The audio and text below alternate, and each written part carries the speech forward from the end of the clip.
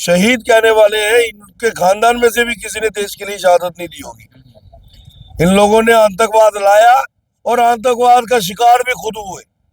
ये लोग आतंकवाद लाने वाले थे। जम्मू कश्मीर में गोलियां चलाई गई थी। महाराज जी के राज में पीसफुल दौर था, शांति प्रिय दौर था।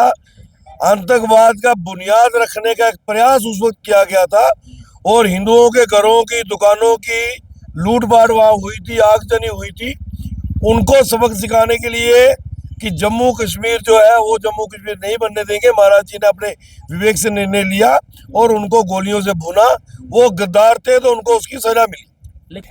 13 जुलाई 1931 को कश्मीर में जो प्रदर्शनकारी मारे गए थे, आज उनकी चर्चा जो है वो विधानसभा में हुई और leader of opposition Sunil Sharma ने उन्हें ट्रेटर्स कहा, यानी कि उन्हें गद्दार कहा। और इसी को लेकर आज विधानसभा में हंगामा हुआ और हंगामे के बाद भारतीय जनता पार्टी के तमाम विधायकों ने वहां से वॉकआउट कर दिया। मेरे साथ विक्रम रंधावा जी हैं।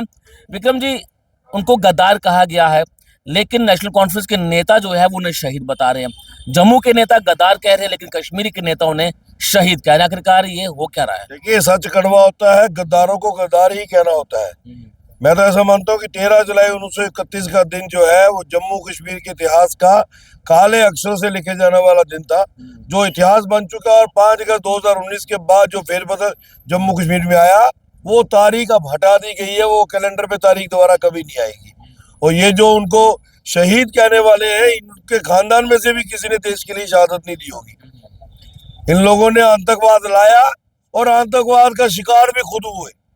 ये लोग आतंकवाद लाने वाले थे जम्मू कश्मीर में। आज जम्मू कश्मीर आतंकवाद मुक्त हो रहा है, वो उनसे बर्दाश्त नहीं हो रहा। लेकिन आपने सुना होगा कि उन्होंने कहा कि 13 जुलाई को छुट्टी होनी चाहिए। वहां पर अपने हकों के लिए प्रदर्शन हो रहा था, जम्मू कश्मीर की तरक्की के लिए प्रदर्शन हो रहा था, लेकिन वहां पर उन पर गोलियां चलाई गई। शहीद उन्हें कहा जा रहा है। उस वक्त जो गोलियां चलाई गई थी, महाराज जी के राज में पीसफुल दौर था, शांति प्रिय दौर था। आतंकवाद का बुनियाद रखने का एक प्रयास उस वक्त किया गया था और हिंदुओं के घरों की, दुकानों की लूटपाट वहां हुई थी, आगजनी हुई थी।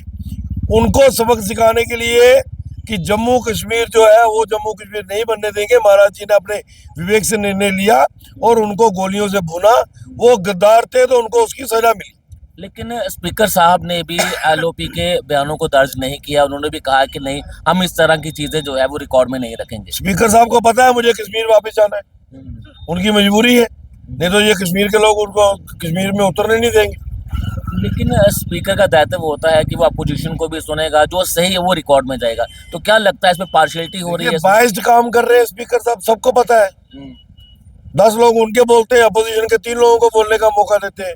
अपोजिशन शोर करती रहती है, लेकिन वो स्नब करने का प्रयास करते हैं। सीनियर हैं, पुराने पॉलिटिशियन हैं, हम लोग भी ड्यू रिस्पेक्ट देते हुए थोड़ा पीसफुल एटमॉस्फेयर बना के रखते हैं। कोई फर्क नहीं पड़ता है। इनके दबने से हमारी बात दबने वाली है नहीं। सच्चाई का हम साथ करते आए हैं।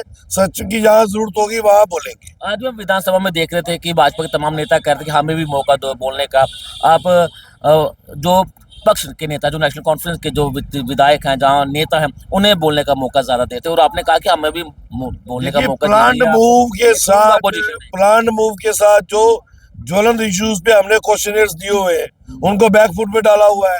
अपने कुछ 2-3 लोगों के क्वेरीज लगा देते हैं, 1-2 हमारा लगा देंगे और वहीं पे डिस्कशन इतनी लंबी हो जाती है कि टाइम पूरा हो जाता है और क्वेश्चन पेपर खत्म हो जाता है।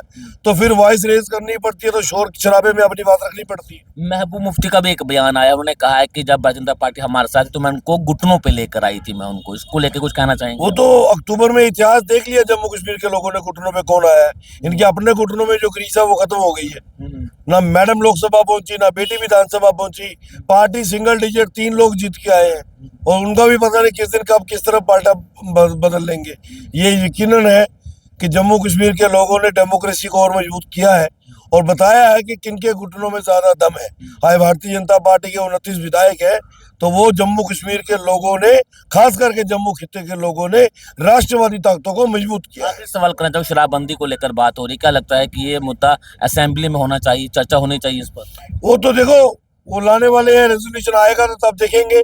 लेकिन इससे ऊपर जो है, जो ऐसा नशा जिसको की जड़ से उखाड़ने की जरूरत है, वो चिट्टे का नशा है। उसके ऊपर सरकार व्हाइट पेपर लाए, कि सरकार क्या कर रही है, क्या नियंत्रण में उसमें काम हो रहा है, कहाँ सख्ती हो रही है, कौन लोग हैं जो नशा ला रहे हैं, कौन लोग जो नशा बेच रहे हैं, उस पर कार्रवाई करनी चाहिए। बहुत बहुत शुक्रिया विक्रम ने बातचीत करने के। तो विक्रम रंधावा जी समय हमारे साथ, जिन्होंने कहा है कि जो उस समय प्रदर्शनकारी मारे गए थे वो जम्मू कश्मीर के गद्दार थे, लेकिन आज विधानसभा में ये मुद्दा उठा, जोर शोर से उठा, लेकिन दो विचारधाराओं का आज आमना सामने देखने को मिला। एक विचारधारा का कहना था कि वो गद्दार थे, लेकिन दूसरी विचारधारा का कहना है कि वो देशभक्त थे और उन्हें शहीद का दर्जा मिलना चाहिए। कमेंट बॉक्स में अपनी राय जरूर रखिएगा।